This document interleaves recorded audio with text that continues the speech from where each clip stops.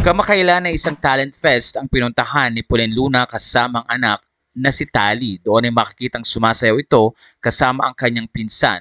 Ayon sa mga netizen, sobrang supportive ni Pauline Luna sa kanyang anak kaya naman kitang-kita din ang progress at talent na ipinakita nga nito ni Tali.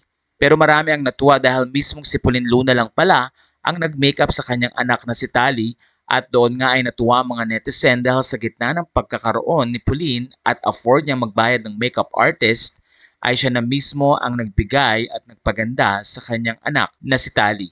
Sobrang proud ang inang si Pauline sa talent na ipinakita ni Tali na napakahusay ngang sumayaw.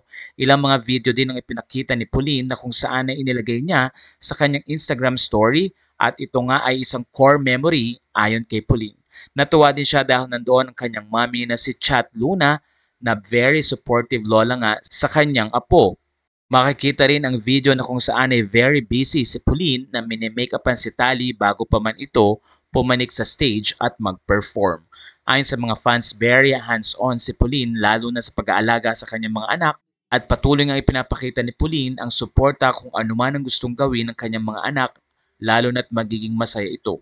Kaya naman ayon sa mga fans, manang-mana si Tali sa inang si Pauline at kay Vic Soto dahil napaka-talented nito at napakatalino rin. Excited naman si Pauline na pumunta na ng big school si Tali dahil graduate na nga ito ng kindergarten at ayon kay Pauline, ready na ang kanyang anak na si Tali na kung saan ay very good girl din at very loving lalo na sa kanyang bunsong kapatid na si Mochi.